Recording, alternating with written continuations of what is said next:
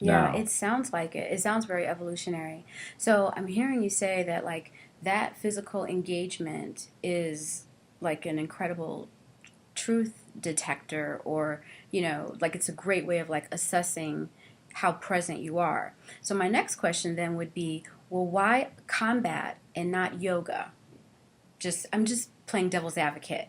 I'm just saying, like, is that like, does it need to be combative? Like, I'm doing Oriental dance and I'm wondering, can I apply the same litmus test when I'm doing a shimmy? I just don't think Hmm. I'd be able to. Yeah, yeah, I think there's a certain truth to that. One of the biggest challenges about martial arts is that you have an opponent, and you have someone that is giving you feedback and someone that's feeding you as well. And yeah, that it's something that I haven't found with other pursuits in my life, and something that I think is very unique to martial arts. But at the same time, I don't think it's all really about competition. When I first got into sparring and stuff like that, I would see it as competition, but now I don't really see it that way. I see it as a way to come together to express your best self with training with other people, and without those other people, you want to be able to train and explore your own potential, because you need them uh, to be able to have that interaction and to have that growth. So, yeah, I definitely think it's unique. I don't know. I do like yoga too, but I think there's something distinctly uh, different, or distinctly characterized by martial arts that I don't think you can find with many other things. Right, Maybe they're out there. I just haven't right, found them yet. right, right. No, I understand. Um, like ballroom dance came to mind just in terms of it being something where a couple is required, Mm, but I still think it would be right. much more diluted of an effect than what I'm getting from you. Um, and interestingly, like when I was reading a little bit about it, I just thought like this sounded like the ultimate personal development path. And I wanted to share like this quote real quick that Bruce Lee says. Well, the first thing is a lot of this, like these little quotes I grabbed, they're really resonant with your voice. All right, so this one, talk about a liberator. He says, "I hope to free my comrades from bondage to styles, patterns, or doctrines." That's very Jonathan Mead esque.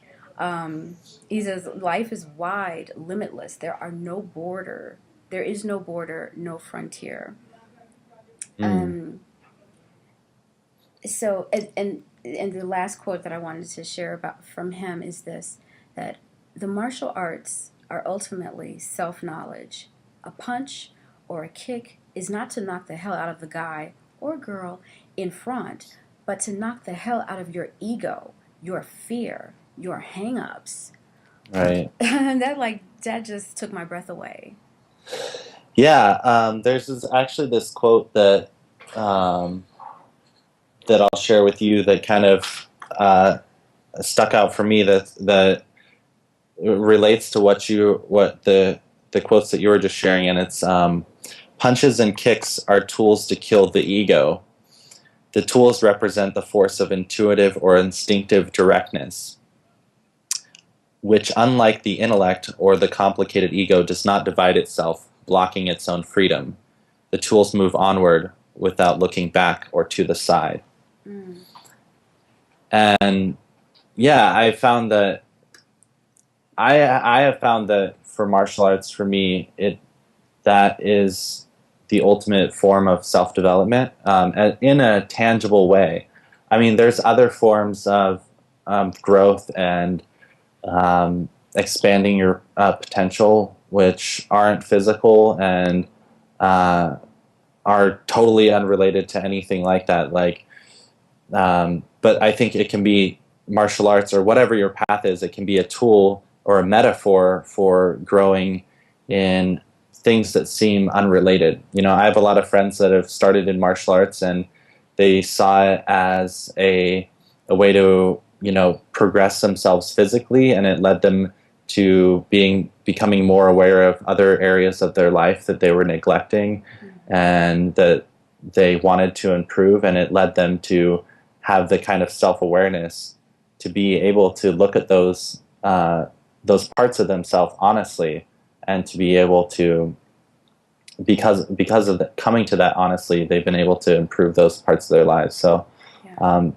it can definitely be a metaphor for other things that aren't, you know, it doesn't have to be so combative. You know, that may be the outside, but there's also other paths that kind of come from that and converge. Right. Okay. Forgive me if this is redundant because I feel like I'm kind of coming back for seconds because this is really good. I want to dig down just a little bit on this. Um, in terms of things your body teaches you that you cannot learn from a book, you know, or the heady kind of stuff. Can you just share Hmm. like one practical example of something that your body taught you, you know, whether it was with Jeet Kune Do or else or otherwise, that you wouldn't have been able to access without it being physically expressed? Hmm. I think that one thing that, you know, movement and exploring a path of movement that and something that it's taught me is to be able to uh, feel more rather than analyze things, Hmm. and to be able to get more in touch with uh, by becoming more conscious of your body in space and where it is moving toward, and the position that it's in, and the way that you are balanced in space. Mm-hmm. It really serves as a metaphor for how you are balanced in, you know, it could be intellectually, or it could be mentally balanced, or it could be, you know, spiritually balanced. It kind of brings that awareness into, you know, where is your, what actions are you taking in a business way, and how are those things balanced, and what orientation are they moving toward. And it's helped me kind of see that from a perspective that I probably wouldn't have thought about if I hadn't been exploring martial arts.